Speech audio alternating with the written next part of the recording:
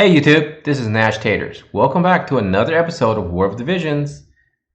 So it is Sunday, and usually they don't give us anything new in the notice boards until the Monday morning, right after server change. But looks like they gave us something today that's worthy of talking about. Let's get into it.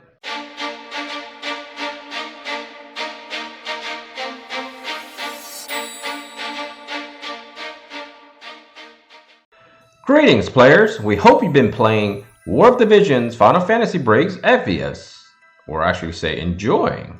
We, the global team, have prepared yet another issue of Frontline WOTV. Okay, so let's talk about Frontline. Number 5. There's a lot of important things here. First one, they're going to be bringing us Trials of Reckoning, which is basically supposed to be the Twin-Headed Dragon raid. Now, this is the one that people did mention when I made that video regarding spending gold on normal summons.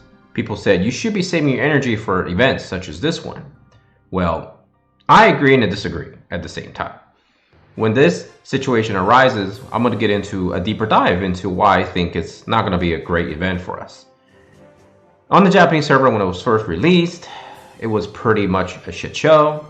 So hopefully the global developers made some changes before they bring this over.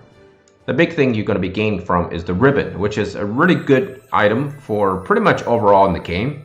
It does add evade, and it also adds stop, and also adds slow resistance. Those two resistances when you level it up. But on the Japanese server, it was very hard to get to +5 because just the way the game overall was designed not to be super friendly.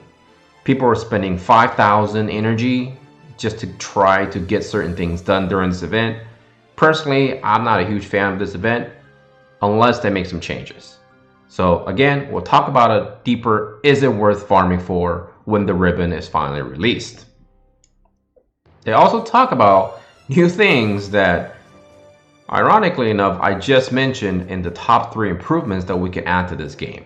One of the ones that we all talked about and know about is the fact that the equipment is pretty much one of the worst systems in the entire game. And one thing they did talk about in this specific thing is that they are going to be bringing us equipment bulk crafting. It will become possible to craft +3, +5, and other such equipment items all at once. This is something that I've been hoping for to come to global to make our life easier. In fact, just this morning, I actually crafted a +5 Nagnarok, and it took me 23 minutes. Imagine that, 23 minutes of sitting here mindfully clicking on the same things over and over. But hopefully all of this will rectify all the other problems we've been facing for the last 6 months. And I'm really looking forward to it, I'm not gonna lie. Now, the other thing is partial stacking of equipment stats. This has already been covered by some other Japanese YouTubers, but I feel like coming early to global perhaps in terms of timeline is great for us. When multiple equipment with HP, attack, defense, other stat boosts are equipped together, the effect will stack proportionally from the highest to lowest value and be reflected in the stats. The highest percentage will be 100%. The stacking percentage of the second and third highest boosts will differ. Okay, so this is great, right? What that means ultimately is that our tank's going to get beefier, our damage dealer is going to get more damage. I think it's a good way for them to implement a little bit harder challenges perhaps in the future, because of the stacking is going to make a lot of events that much easier. I'll give you an example. The brutal challenge currently we're facing, it's very hard for me when I first started playing the game. Okay, it was very hard when they released this. The brutal challenge when you have to fight the Iron Giant. This time go around, it is super easy. I literally can slaughter it. And I can actually show you right now if I wanted to. But I won't, simply because it's going to just take more time. But I can auto everything, no problem on brutal, which is something I couldn't do on my own, literally when this first event showed up. So I think with more stacking, it's going to make a lot of the older events much easier. And I think that's going to perhaps scale with the new events they're going to be giving us. Personally, I think this is not too bad because you do want to ideally challenge yourself. If they're going to keep releasing events that are easy, I don't think people really want to enjoy playing. On top of it, I mentioned the fact that not many people enjoy autoing everything. But we'll see what happens when they implement the stacking of the stats. Overall, though, I think these are really great changes. Now, of course, there are some other changes in there, but they're not really worth mentioning, right? Little AI changes here and there, and little UI changes here and there. There are great quality of life improvements. But personally, I don't feel like they really need to be discussed at this time. When it does come, people are going to notice it right away anyways. Another important thing I noticed is that you should be farming the Ragnarok quite a bit.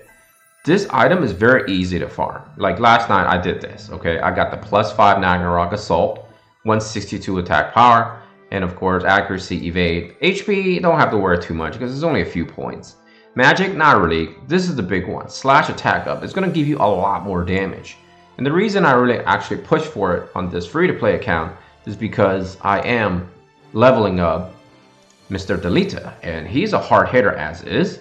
But if you give him that extra damage and add that to his slash attacks, he's going to do a lot of damage. And as you can see, I'm working on getting his efficiency up. As soon as I get him all to A, I'm definitely going to throw him into Arena, and probably even 90-ish. Doesn't even have to be level 99. And I think he's going to be very effective. So stay tuned for that. Another thing I'm slowly actually implementing into my account here is the fact that you can now start messing around with the soul metal shops. As you can see, this event has allowed us to get a lot of the rainbow finally. And I noticed that this rotation is a lot different than last month's perhaps. I think it's monthly. So you can see there's rain, which is something that I'm really working on this account. There's Victor, Lucia, Venera, Kidove, right? Miranda, Frederica, and Engelbert from the older ones. So I think this is a great opportunity to actually farm all the different shards from this specific shop if you haven't already done so. Because what this is allowing you to do is, one, if you haven't pulled for those units, then you should be getting the shards anyways. Two, if you already have those units like I do, the overabundance is going to turn into rainbows. And the faster you get more units to become level 99, the more rainbows you're going to be accumulating in the future. Therefore, the faster progression you're going to have.